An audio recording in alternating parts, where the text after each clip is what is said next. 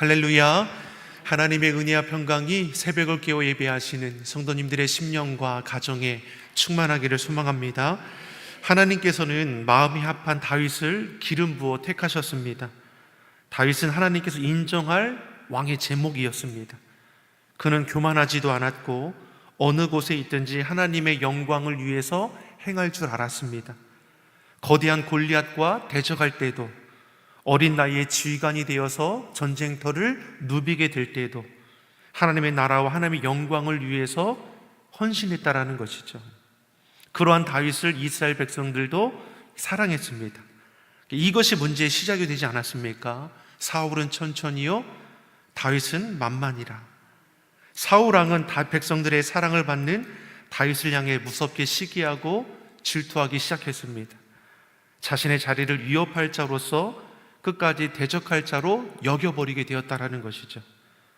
사울왕은 악한 영에 사로잡혔을 때 창을 던져 다윗을 죽이려고 하였고, 그것도 되지 않자 전쟁터에 싸워 죽게 하려고 그 어린 다윗을 지휘관으로 삼기도 했습니다.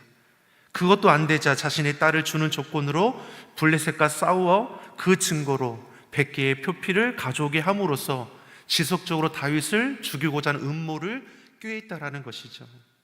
그럼에도 실패로 돌아가자 이제는 자신의 아들 요나단과 신하들에게 다윗을 죽일 것을 공개적으로 선포하기도 했습니다. 다윗을 죽이라는 명령이 떨어지지 않습니까? 사울왕의 마음을 돌이킬 수 없을 것 같은 상황에 요나단이 나섰습니다. 다윗을 변호하는 것이죠. 자신의 생명을 걸고 다윗을 지켜내고자 했습니다. 아무리 아들이라도 왕명을 거역하는 것은 심각한 상황에 처하게 될 수 있다라는 것이죠. 그럼에도 요나단은 자신의 아버지인 사울왕 앞에 다윗의 무지함과 지금까지 왕을 위해 한 일을 상기시킴으로 사울왕의 그 마음을 돌이키고자 힘썼습니다. 그리고 그러한 요나단의 마음에 사울왕의 잠시이지만 그 마음을 돌이키기도 했습니다. 그래서 다윗이 다시금 회복되어서 사울을 섬기는 그 기회도 얻게 되었죠. 이 과정 속에서 다윗과 요나단은 세상에서는 찾아보기 힘든 진실한 우정을 나누는 것을 우리가 보게 됩니다. 현실적으로 보면 다윗은 요나단의 앞길에 가장 큰 방해가 되는 인물입니다. 다윗이 없다면 요나단이 아버지인 사울에 이어서 이스라엘의 2대 왕이 될 것입니다. 그러나 요나단은 그것과 상관없이 다윗을 사랑하여 위험에 처한 그를 변호해 주었고 호의를 베풀어 주었습니다. 세월이 많이 흐른 지금까지도 요나단과 다윗의 이 고결한 우정이 빛나는 것은 이들의 우정이 희생적인 사랑에 기반을 두었기 때문입니다. 요나단에게 받은 사랑을 다윗 또한 잊지 않고 그의 아들인 무비보셋을 베풀음을 통해서 이들의 우정이 변함없다라는 것을 이후에도 우리는 성경을 통해서 보게 되는 것이죠. 우리도 이러한 우정의 관계가 우리 안에 일어나기를 간절히 소망합니다. 하지만 이 시대가 너무나 완악하기 때문에 자신의 유익을 우선하는 시대가 되어서 참된 우정을 나누기 쉽지 않은 이 시대이지만, 그럼에도 주님 안에서 믿음의 귀한 동역자들을 우리가 세워감을 통하여 합력하여 선을 이루어 가시는 하나님의 풍성한 은혜가 우리 삶의 자리에 넉넉히 일어나기를 좋으신 예수님의 이름으로 축원합니다. 예수님께서도 죽기까지 사랑하셨기에 우리가 구원함을 입어 하나님의 자녀가 된 것처럼, 그 놀라운 사랑이 우리를 하나님의 자녀로 나아가게 한 것처럼, 우리도 그 사랑 가운데에 주의 사랑을 나누어지기 시작하면 그 삶의 자리에 하나님의 귀한 사랑의 결실이 아름답게 맺어지게 될 줄 믿습니다. 하나님 우리를 사랑하심으로 우리에게도 자신의 몸같이 사랑하신 그 말씀을 우리가 기억하며 우리가 먼저 주의 사랑을 우리가 증거하며 또 보여줄 수 있는 신실한 주의 성도들이 되기를 간절히 소망합니다. 요나단은 눈에 띄게 신앙과 인격이 탁월한 사람이라는 것을 우리가 볼 수 있습니다. 요나단의 탁월한 신앙은 비극적인 상황에서도 하나님의 섭리를 깨닫고 그것을 받아들이는 모습으로 나타났습니다. 신앙은 형통할 때보다 어려움과 고통 가운데 있을 때 더욱 빛을 발하게 되어 있습니다. 자신에게 이익이 되는 사람을 위해 기도하는 것은 쉬운 일입니다. 누구나 다 할 수 있는 것이죠. 그러나 나에게 이익을 줄 수 없는 사람에게 위에 함께 기도할 줄 알고 저를 축복하는 것은 아무나 할 수 없는 것이죠. 믿는 성숙한 자만이 이웃을 위해서 저들의 어려움을 품고 기도해 줄 수 있다라는 것입니다. 요나단이 그러했습니다. 또한 요나단은 진실한 관계를 맺을 줄 아는 사람이었습니다. 이것은 그가 다윗을 자기 몸처럼 사랑한 것에서 우리는 알 수 있습니다. 요나단은 자기 자신을 생각하는 것 이상으로 다윗을 배려하고 섬겨주었습니다. 다윗에게 요나단은 잊지 못할 평생의 친구이자 생명의 은인이 되는 것이죠.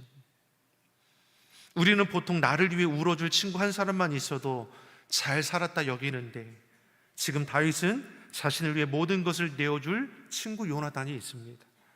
자신의 아버지 사울 왕이 다윗을 죽인다라는 사실을 알고 자신을 섬겨주고 안전하게 도망할 수 있도록 도와주었습니다. 이제 다윗은 이스라엘의 군대 지휘관도 아니고 사울 왕의 사위도 아니라 이제 도망자 신세가 되는 것을 오늘 본문이 우리에게 보여주고 있습니다. 다윗이 갈 곳이 여의치가 않습니다. 하지만 그와 함께하는 여러 사람들과 함께 굶주린 배를 채우기 위해서 제사장인 아히멜렉을 찾아가는 것이 오늘 말씀의 시작입니다. 우리 3절의 말씀을 같이 한번 보겠습니다. 3절의 말씀 같이 보겠습니다. 이제 당신의 수중에 무엇이 있나이까? 떡 5덩이나 무엇이나 있는 대로 내 손에 주소서 하니. 다윗이 아히멜렉 제사장에게 왕의 명령을 받고 왔다며 이제 둘러대는 것이죠. 도망자 신세인 것을 이제 감추고 있는 것입니다. 허기진 배를 줄이기 위해서, 채우기 위해서 제사장에 먹을 것을 좀 내어달라 요청하고 있는 것입니다. 근데 성소 안에는 이렇다 할 음식이 없습니다. 다만 성소의 상에 올려졌던 떡이 전부인 것이죠. 이것을 제사장이 내어줌을 통해서 다윗과 함께하는 이들과 그 줄인 배를 조금이나마 채워줄 수 있었습니다.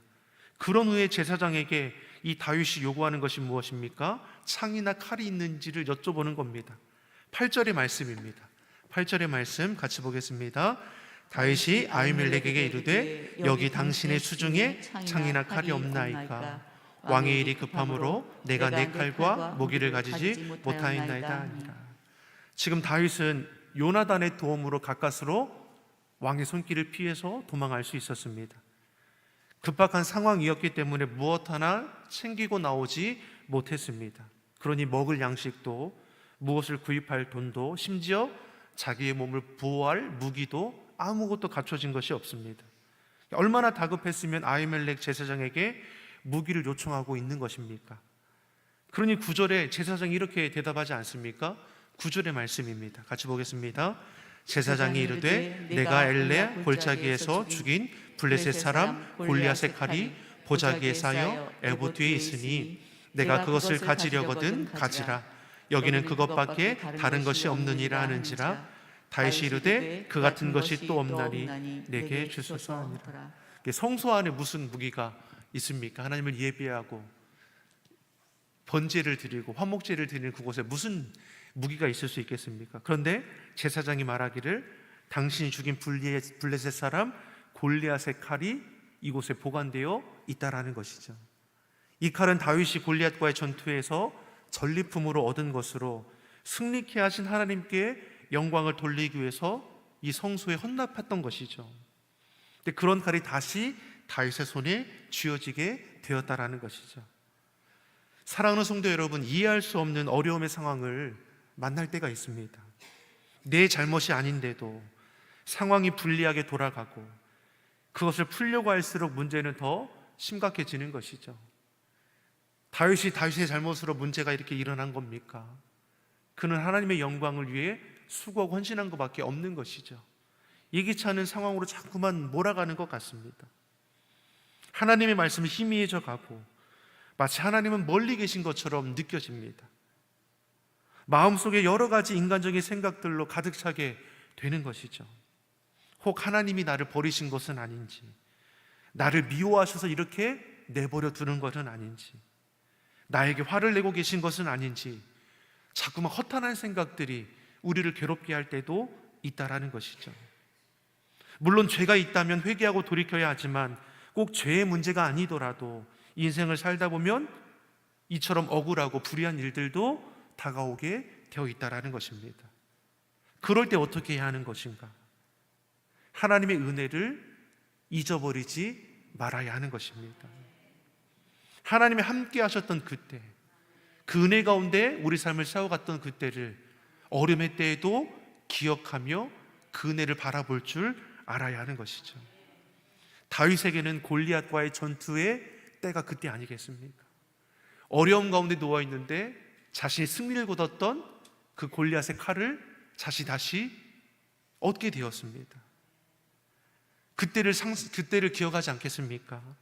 골리앗을 이길 수 있었던 것은 자신의 능력과 힘이 있지 않았습니다. 하나님의 은혜와 도우심 가운데 놀라운 승리를 거둬낼 수 있었습니다. 그리고 고난의 때에, 불의하고 억울한 일을 당할 그때에 하나님의 은혜를 떠올리게 한 그 무기가 다시 그 손에 쥐어지게 되었습니다. 다윗은 사울왕을 피해 자신을 따르는 무리와 함께 급하게 도망하여 나왔습니다. 가진 것이 없어서 무작정 제사장을 찾아간 것이고 성소에 드려진 떡으로 줄임배를 채웠습니다.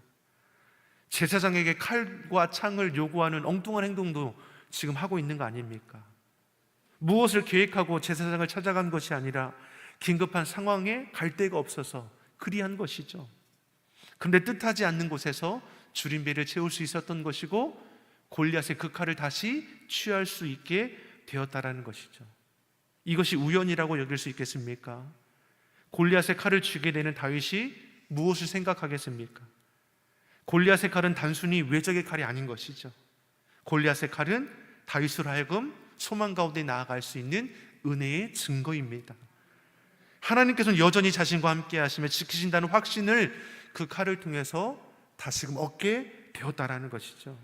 하나님께서는 여전히 자신과 함께 하시며 지키신다는 그 확신이 이 칼을 통해서 다시금 회복되게 되는 것이죠. 우리 안에는, 우리 삶의 자리에는 이처럼 은혜의 흔적들이 있습니다. 하나님의 은혜 가운데 이 땅을 살아가다가 이제까지 우리가 주님 앞에 온전함으로 신앙을 지켜나가고 힘들고 고단하고 억울하고 불의한 일들을 다 겪어봤지만 그때마다 하나님의 은혜가, 그때마다 하나님의 돕는 손길을 통해서 우리가 견디며 이겨낼 수 있었습니다. 오늘날에도 우리가 어려움을 당할지라도 우리는 무엇을 기억할 수 있습니까? 이전에 하나님의 은혜 가운데 우리의 삶의 흔적, 은혜의 흔적이 있음을 기억하고 우리는 오늘의 어려움도 등이 이겨낼 수 있는 것이죠. 다윗이 막막하지 않겠습니까? 지휘관으로, 왕의 사위로 부족함이 없는 삶을 살아낼 수 있는 그 환경 가운데 있다가 독한 시기와 질투로 하루아침에 땅바닥에 떨어진 거 아닙니까? 무엇 하나 의지할 것 없죠. 낙심된 그 자리에서 다윗을 이겨냈을 때 그 칼이 다시 자신의 손에 쥐어졌을 때 하나님이 자신과 함께 하시다라는 그 은혜의 길을 다시 붙들고 설 수 있게 되는 것입니다. 이러한 믿음과 확신이 있기 때문에 사울왕을 피해 적국인 블레셋으로 또 피할 수 있었던 것이고 또 그곳에서 또 살아남기 위해서 또 미친 채를 하는 일들도 일어나는 것을 오늘 본문이 우리에게 말씀해 주고 있습니다. 사랑하는 성도 여러분, 누구에게나 문제 앞에, 어려움 앞에 마치 하나님이 멀게 느껴지는 순간이 있을 수 있습니다. 그럴 때일수록 무엇입니까? 하나님께서 베푸셨던 그 은혜와 그때를 우리는 기억하고 돌아볼 수 있어야 합니다. 이전에 우리의 삶 가운데 찾아오셔서 은혜를 베푸셨다면 그것은 과거의 은혜가 아니라 현재도 앞으로도 함께 하신다는 하나님의 약속으로 우리는 볼 수 있어야 하는 것이죠. 우리 시온성교회 어느덧 40주년이 되었습니다. 앞으로 50년, 100년을 바라보며 나아갈 수 있는 것도 하나님의 은혜인 것이죠. 우리 심령도 가정도 삶의 자리도 똑같습니다. 하나님의 베푸신 은혜가 얼마나 크고 신실한지를 우리가 기억하면 오늘도 내일도 우리는 주님의 은혜 가운데 이길 수 있습니다. 우리 인생 가운데, 우리 가정 가운데 베풀어 주신 하나님의 은혜와 사랑을 여러분 기억하시기 바랍니다. 하나님께서는 지금도 앞으로도 우리와 동행하시며 온전한 길로 인도해 주실 줄 믿습니다. 하나님에 대한 분명한 믿음과 확신을 가지고 오늘도 내일도 힘있게 나아가는 저와 여러분이 되기를 조신 예수님의 이름으로 축원합니다. 기도하시겠습니다. 사랑의 하나님 아버지, 시련의 때에도 우리의 믿음이 흔들리지 않게 하여 주시옵소서. 견고한 믿음으로 하나님을 보게 하여 주시고 삶의 자리에서 하나님과 동행하는 삶을 살아내게 하여 주시옵소서. 주의 은혜와 주님의 손길을 기억하며 오늘의 어려움도 이겨내기를 원합니다. 세상 허탄한 것들에 마음 빼앗기지 않게 하시고 주님과 동행함으로 승리하는 주의 성도들이 되게 하여 주시옵소서. 감사드리며 예수님의 이름으로 기도드립니다. 아멘.